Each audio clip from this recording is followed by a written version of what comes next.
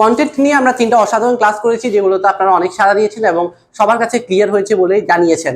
আর অনেকে রিকোয়েস্ট আমরা অ্যাডস নিয়ে কথা বলবো, কারণ কন্টেন্ট যখন ক্লিয়ার, এখন কিন্তু আমাদেরকে অ্যাডসে যেতে হবে, মার্কেটিং এ যেতে হবে। তো এই রমজান সেলস মাস্টারি ওয়ার্কশপের 7ম ক্লাসে আজকে আমরা এফবি অ্যাডস এর একদম পুঙ্খানুপুঙ্খ বিষয়গুলো, খুঁটিনাটি বিষয়গুলো নিয়ে আলোচনা করার চেষ্টা করব ইনশাআল্লাহ। প্রথমত জানাই রাখি, আমরা মার্কেটিং বলতে এখানে কিন্তু অনেকগুলো মার্কেটিং সেক্টর আছে। আমি ফেসবুকে করতে পারি, টিকটক, গুগল, আরো অনেকগুলো আছে। বাট শুরুর জন্য একদম ছোট পর্যায়ে আমি ফেসবুকটাকে, যেহেতু এটা সহজ এবং এখানে মানুষের আনাগোনা বেশি, আমি এটাকেই বেছে নিচ্ছি। আর পাশাপাশি অনেকে চিন্তা করতে পারেন যে আমার মার্কেটিং এর বাজেট নাই, আমি চাইলে কি করতে পারি, অর্থাৎ আমি পেইড মার্কেটিং এ যাইতে পারবো না, আমি ফেসবুক অ্যাডস চালাইতে পারবো না। সেক্ষেত্রে আমি কি করতে পারি? সেক্ষেত্রে আপনি চাইলে অর্গানিকলিও রিচ করতে পারেন। আসলে দিন শেষে অর্গানিক বা পেইড অ্যাডস এগুলো কোনো অপশনাল জিনিস না। অর্গানিকটা আপনাকে মাস্ট করতেই হবে। আপনি যদি পেইড অ্যাডও চালান, সেক্ষেত্রে কিন্তু আপনাকে অর্গানিকটা চালু রাখতে হবে, আপনার পেজটাকে সাজানো গোছানো রাখতে হবে। আর পাশাপাশি আপনি যদি মনে করেন যে আমি অল্প সময়ের মধ্যে একটু গ্রো করতে চাই, অনেক মানুষের কাছে রিচ করতে চাই, সেক্ষেত্রে আপনি পেইড অ্যাডে যাইতেই হবে, পেইড অ্যাডে বেছে নিতে হবে আর কি। আর অর্গানিক নিয়ে আপনার বেছে নেওয়ার কোনো সুযোগ নেই, অর্গানিক আপনাকে মাস্ট রাখতে হবে। পেইড অ্যাডটা আপনি বেছে নেওয়ার সুযোগ আছে, এটা অপশনাল। যে ঠিক আছে, আমি যদি কম সময়ে বেশি মানুষের কাছে পৌঁছাতে চাই, তাইলে হচ্ছে আমাকে পেইড অ্যাডে যাইতে হবে। বা আমি যদি একটা নির্দিষ্ট সীমার বাইরে গিয়ে অনেক বড় পরিমাণে স্কেল করতে চাই, বিজনেসকে গ্রোথ আনতে চাই, সেক্ষেত্রে আমার পেইড অ্যাডে যাইতে হবে। বাট অর্গানিককে বাদ দেওয়ার কোনো অপশন নাই। আর দ্বিতীয়ত, আমরা প্রথমত এখানে বেসিক কিছু কথা বলবো। যে অনেকেই আমাদের গ্রুপে যে অনেকে প্রশ্ন করেছেন যে অ্যাড করার বাজেট নাই, বা অনেকেই বলে যে অ্যাডস চালাইলে শুরুর দিকে সেল আসে না। তাই আমি যদি অ্যাডস না চালাই, বুস্ট করি বা বুস্টিং করি, সেক্ষেত্রে কি আমার রেজাল্টটা আসবে কিনা, বা সেটা কি আমার জন্য ভালো হবে কিনা? এখন দেখেন, আপনি অ্যাডস চালান আর বুস্ট করেন, কোথাও কিন্তু আপনাকে হচ্ছে যে সেল এনে দেওয়ার প্রতিশ্রুতি ফেসবুক আপনাকে দেয় না।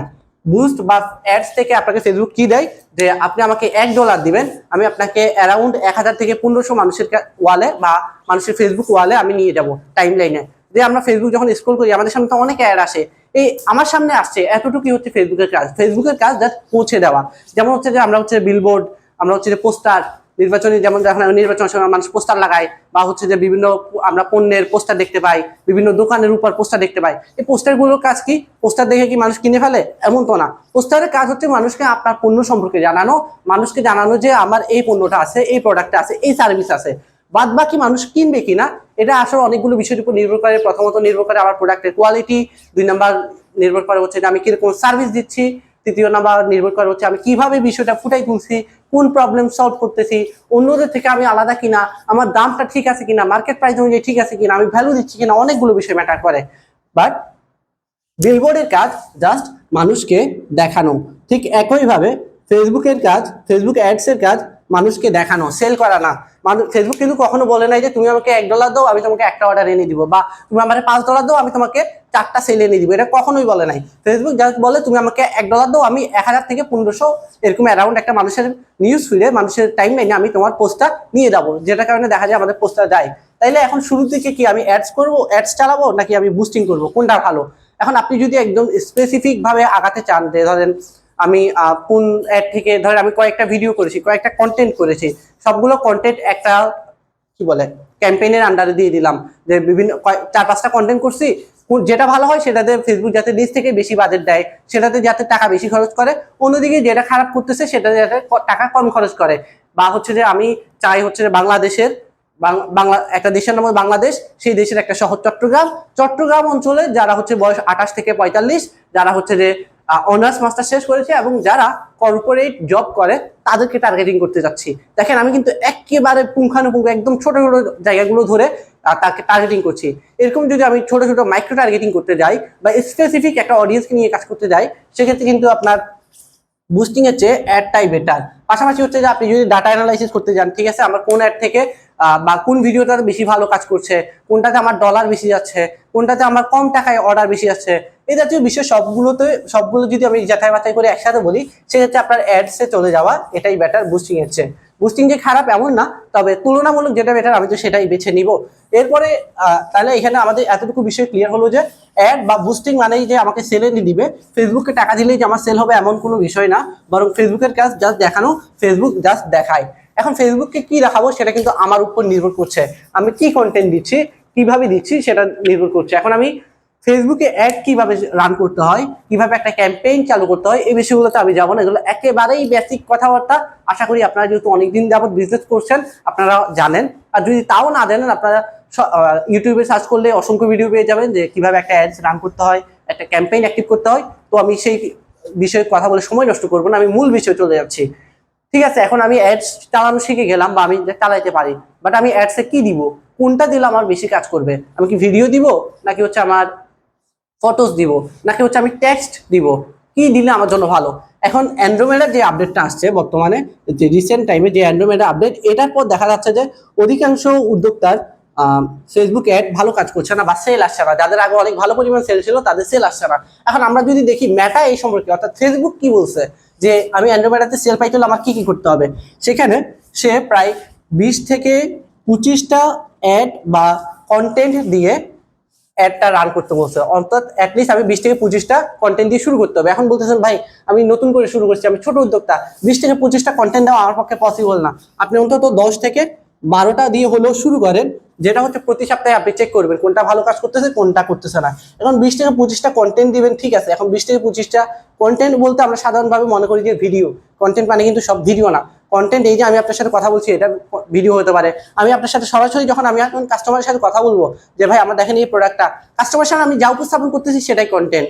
সেটা টেক্সট হইতে পারে, সেটা ছবি হতে পারে, পোস্টার ডিজাইন হতে পারে, সেটা ভিডিও হইতে পারে, সেটা আমি কল রেকর্ডে কল হইতে পারে, অডিও হইতে পারে, অনেক কিছু হইতে পারে। তো 20-25টা আমি কি কি দিতে পারি? এখানে আমি প্রথমত হচ্ছে যে ম্যাক্সিমাম হচ্ছে আমি ভিডিও রাখতে পারবো, বেশিরভাগ যে ভিডিও রাখবো, পাশাপাশি আমি কিছু পোস্টার রাখবো, আর পাশাপাশি টেক্সটটা রাখতে পারি, তবে টেক্সটটা অপশনাল, এটা না রাখলেও চলে। সেক্ষেত্রে আপনার যদি ওয়েবসাইট থাকে আপনি সেখানে ব্লগ রাখতে পারেন। এটা গেল, আমরা বুঝলাম যে ভিডিও, পোস্টার, ব্লগ, তিনটা জিনিস, তিনটা টাইপ গেল। কিন্তু কি কি ভিডিও দিব, কি ধরনের ভিডিও দেওয়া উচিত? এখন আমরা আগে যারা অ্যাড রান করতেন আপনারা জানেন যে আগে ছিল, আমি আগে এভাবে আমরা কাজ করতাম যে আমি একটা অডিয়েন্সকে আমি কোনো একটা ভ্যালু শেয়ার করতেছি, আমার প্রোডাক্টের কোনো ফিচার সম্পর্কে তাকে বললাম, বলার পর এই ভিডিওটাতে আমি অ্যাওয়ারনেস বা এঙ্গেজমেন্ট অ্যাড রান করলাম। এঙ্গেজমেন্ট অ্যাড রান করার পর যে অডিয়েন্সটা, যারা হচ্ছে যে আমার ওই ভিডিওর 50 to 70% দেখছে, তাদেরকে আবার রিটার্গেট করে আমি একটা সেল পোস্ট বা একটা অফার দিলাম, তাদেরকে সেই অফারটা দেখালাম। তাইলে হইলো কি, তারা আগে আমার ব্র্যান্ড সম্পর্কে জানছে যে না, আমি এই লোকটা অনেক ভালো কিছু জানে। যারা এই ভিডিওটা 50% অর্থাৎ অর্ধেক বা অর্ধেকের চেয়ে বেশি দেখছে, তাদেরকে আবার টার্গেট করে একটা অফার দিলাম যে ভাই আমার কিন্তু আজকে ফ্রি ডেলিভারি একটা অফার চলতেছে, আজকের মধ্যে অর্ডার করলে এটা অফার পেয়ে যাবেন বা এই ছাড়টা পাবেন। তখন কিন্তু আমাদের সেল আসতো মোটামুটি ভালো, কারণ তারা আমাকে আগে থেকে চেনে। কিন্তু অ্যান্ড্রয়েডে আসার পর কিন্তু আপনাকে এই ধরনের এঙ্গেজমেন্ট বা অ্যাওয়ারনেস অ্যাড রান করার প্রয়োজন নেই। আপনি সেক্ষেত্রে ডিরেক্ট একটা ক্যাম্পেইনের মধ্যে সেল ক্যাম্পেইন রান করব। সেল ক্যাম্পেইনের মধ্যে কিন্তু আমি সবগুলো দিব। সবগুলো বলতে কি, আমি অ্যাওয়ারনেস বা এঙ্গেজমেন্টের জন্য যে কন্টেন্ট গুলো করতাম সেগুলো এখানেই চলে আসবে। প্রথমত আমি এখানে দেখবো কিছু, আমি 2 থেকে 3টা এঙ্গেজমেন্ট অ্যাড রাখবো। এঙ্গেজমেন্ট প্লাস হচ্ছে যে আমি অল্প কিছু রাখবো আমার হচ্ছে যে সেল পোস্ট, অর্থাৎ যেগুলো হচ্ছে আমরা নর্মালি করি অফার টাইপের। অল্প কিছু রাখবো এখানে অফার, রিভিউ টাইপের, যে কাস্টমার আমার প্রোডাক্ট সম্পর্কে কি বলছে, রিভিউ টাইপের। দেখেন আমি এখানে মোটামুটি 3 টাইপ লিখছি, এখানে আরো যখন আমি ভেঙে ভেঙে দেখাবো এখানে আরো অনেকগুলো আসতে পারে। প্রথম তাতে আমি কয়েকটা ভিডিও রাখতেছি এঙ্গেজমেন্ট টাইপের, ধরেন আমি 2টা ভিডিও রাখলাম। এরপর আমি সেলসে দিলাম 2 থেকে 3টা ভিডিও, রিভিউতে দিলাম 2 থেকে 3টা ভিডিও, প্রায় আমার 7 থেকে 8টা ভিডিওর মতো, 7-8টা ভিডিও হয়ে যাচ্ছে এখানেই। 7-8টা ভিডিও যখন হবে, ফেসবুক নিজে থেকে, আগে যেটা আমি ম্যানুয়ালি করতে হইতো, একটা অডিয়েন্সকে এঙ্গেজমেন্ট অ্যাড দেখাইতে হইতো, তারপর টাকা আবার রিটার্গেট করে এটা দেখাইতে হতো। এখন বিষয়টা আর এরকম না, ফেসবুক আমাদের কাজটা সহজ করে দিয়েছে। আপনি যখন এঙ্গেজমেন্ট অ্যাড রান করতে, এঙ্গেজমেন্ট কন্টেন্ট দিয়েছেন, ফেসবুক ওই কন্টেন্টটা দেখবে, দেখে সে বিচার করবে যে মানে এই কন্টেন্টটা কাকে দেখালে ভালো হবে, কাকে দেখালে আপনি বেটার রেজাল্ট পেতে পারেন, তাদেরকে এঙ্গেজমেন্ট অ্যাড দেখাবে। অর্থাৎ যে মানুষটা, আমি যে উদাহরণটা রিসেন্ট কয়েকবার দিচ্ছি এআই নিয়ে, ধরেন যে মানুষটা এখনো এআই সম্পর্কে জানে না, আপনি এআই নিয়ে একদম ডিপ ডাউন কিছু নলেজ দিলেন, মানুষ তাকে, ফেসবুক তখন যে এআই সম্পর্কে জানে না তাকে ওই এঙ্গেজমেন্ট অ্যাডগুলো দেখাবে। এখন আরেকজন মানুষ সে এআই সম্পর্কে জানে, এখন সে এমন একটা খুঁজছে, এমন একটা সার্ভিস বা এমন একটা কি বলে পেজ খুঁজছে যেখানে হচ্ছে এআই নিয়ে ভালো কিছু শেখানো হবে, এখন তাকে ফেসবুক সেলস দেখাবে যে মানে আমাদের অফার চলতেছে, 20% অফার, এটা তুমি নিয়ে নিতে পারো। ঠিক আছে, ও যখন এটা দেখলো যে ভাই 20% অফার, ঠিক আছে, বাট এখনো বিশ্বাস করতে পারতেছি না এটা আসলে অথেন্টিক কিনা। এরপর যারা এরকম চিন্তা করতেছে যে ঠিক আছে ওদের পেজটা ভালো বা অফারটা ভালো কিন্তু আমি বিশ্বাস করতে পারতেছি না, তাদেরকে ফেসবুক নিজ থেকে রিভিউ দেখাবে, রিভিউ টাইপের যে কন্টেন্টগুলো দিচ্ছেন সেগুলো দেখাবে। একইভাবে আপনি পোস্টারের মধ্যেও এই বিষয়গুলো রাখতে পারেন, এঙ্গেজমেন্ট টাইপের পোস্টার, সেল টাইপের পোস্টার, রিভিউ টাইপের পোস্টার, এই জাতীয় লেখাগুলো দিতে পারেন। ব্লগের মধ্যে সেল টাইপের না দিয়ে মেইনলি হচ্ছে আপনি এডুকেশনাল ব্লগগুলো দিতে পারেন, তাইলে হচ্ছে সেটা ভালো কাজ করে। তাহলে আমি যেটা বলতে চাচ্ছিলাম, আগে আমাকে যেখানে ভিন্ন ভিন্ন ক্যাম্পেইন করতে হতো সেটা কিন্তু এখন নাই। আপনি একটা ক্যাম্পেইনের মধ্যে আপনি সব ধরনের কন্টেন্ট দিবেন, কিছু দিবেন অ্যাওয়ারনেস অর্থাৎ এডুকেশনাল কন্টেন্ট, কিছু দিবেন অফার কন্টেন্ট, কিছু দিবেন রিভিউ কন্টেন্ট। যখন আপনি এভাবে বিভিন্ন রকম বিভিন্ন টাইপের কন্টেন্টগুলো দিবেন, তখন কিন্তু ফেসবুক যে অডিয়েন্স যেটা যোগ্য, যে অডিয়েন্স যেটা দেখতে পছন্দ করবে বা যেটা দেখে কনভার্ট হওয়ার চান্স বেশি, সেটা কিন্তু তারা তাকে দেখাবে। এখন অনেকে বলবেন যে ভাই ঠিক আছে, আমি 10 থেকে 12টা কন্টেন্ট দিয়ে শুরু করলাম, কিন্তু এই 10 থেকে 12টা কি চলতেই থাকবে, নাকি আমি কেমনে বুঝবো যে এগুলো কি ভালো কাজ করতেছে না খারাপ কাজ করতেছে? একটা কন্টেন্ট আমি মোটামুটি 48 থেকে 72 ঘন্টা দেখেই মোটামুটি বোঝা যায় যে এই একটা কি, এই কন্টেন্টটা কি ভালো কাজ করতেছে নাকি এটা আমার চেঞ্জ করা দরকার। যখন আমি 48 থেকে 72 ঘন্টা পর দেখবো যে একটা কন্টেন্টের পিছনে ফেসবুক ডলারই খরচ করতেছে না, বা একদম ডলার যাচ্ছে না, বা সেখানে তেমন আমার ভিউ হচ্ছে না, আমার মেসেজ আসতেছে না, তাহলে ওইটা আসলে আমার বন্ধ করে দেওয়া উচিত। আর যেগুলোতে আমার ভালো পরিমাণ রেজাল্ট আসতেছে, ভিউ আসতেছে, আমার মেসেজ আসতেছে, সেগুলো আমার চালু থাকবে। এখন অনেকে একটা প্রশ্ন হইতে পারে, এখন তো ভাই আমি সেল পোস্ট দিছি, হ্যাঁ, সেল সেলস অ্যাড চালাইছি, সেলস ক্যাম্পেইন যখন চালাবো আমার আলটিমেটলি উদ্দেশ্য কি, আমার সেল বাড়ানো। কিন্তু এখানে তো আমি আবার কিছু কন্টেন্ট দিছি যেগুলো হচ্ছে অ্যাওয়ারনেস টাইপের কন্টেন্ট অর্থাৎ এঙ্গেজমেন্ট, সেগুলোতে তো আমি সেলের কথা বলি নাই, এবং সেগুলো থেকে তো সেল আসবে না স্বাভাবিক, বা মেসেজও তেমন আসবে না স্বাভাবিক। তাহলে আমি কিভাবে বুঝবো যে ওই এঙ্গেজমেন্ট টাইপের কন্টেন্টটা ভালো কাজ করতেছে কিনা? দেখেন, আপনি এঙ্গেজমেন্ট কন্টেন্ট যে রান করছেন, এঙ্গেজমেন্ট যে কন্টেন্ট দিচ্ছেন, আপনার সেখানে ভিউ কি বা আপনার কি উদ্দেশ্যে দিচ্ছেন, যাতে মানুষ ভিডিওটা দেখে। ওখান থেকে আপনার উদ্দেশ্য এটা না যে মানুষ কিনে, তাই না? আপনার উদ্দেশ্য মানুষ দেখে, তাইলে আপনি দেখবেন যে মানুষ 50 to 70% কত, মানে কিরকম মানুষ দেখে। যদি দেখেন যে 3 সেকেন্ড থেকে অন্তত 10% মানুষ এখানে আছে, তাইলে অন্তত দেখবেন ঠিক আছে, মোটামুটি ঠিক আছে। যদি এটা আরো বেটার করা উচিত, এটা একদম অ্যাটলিস্ট 10%, তাহলে আপনার মোটামুটি চলবে। কিন্তু যদি দেখেন যে 3 সেকেন্ড থেকে আপনার 50 to 70% আসতে 10 সেকেন্ডের কম চলে আসছে, তখন কিন্তু আপনার এই একটা অফ করে দিতে হবে। এই বিষয়গুলো দেখে আমরা আসলে বুঝতে পারবো যে আমাদের একটা ভালো কাজ করতেছে নাকি করতেছে না। এরপর এটা তো আমি বুঝলাম যে ঠিক আছে ভালো কাজ করতেছে না, বুঝলাম। এখন আমি নতুন যে ধরেন আমি 10-12টা কন্টেন্ট ছিল, সেখান থেকে আমি প্রায় 10টা ছিল, 5টা বাদ দিয়ে দিছি, আর আছে 5টা কন্টেন্ট।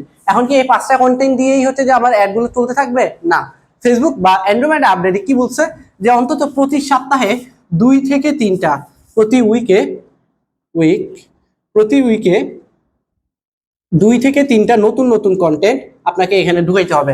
অর্থাৎ 2 থেকে 3টা নতুন কন্টেন্ট হইতে পারে, ভিডিও হইতে পারে, হচ্ছে আপনার পোস্টার ডিজাইন, নতুন নতুন কন্টেন্ট দিতেই থাকবেন। অর্থাৎ কন্টেন্টের কোনো বিকল্প নাই। আমরা কন্টেন্ট নিয়ে 3টা ক্লাস এই জন্যই করছি, যাতে কন্টেন্ট নিয়ে কোনো কনফিউশন না থাকে। এখানে যে এতগুলো কন্টেন্ট করবো, আপনারা অনেকেই বলবেন যে এত কন্টেন্ট কিভাবে করবো, আমি তো নতুন।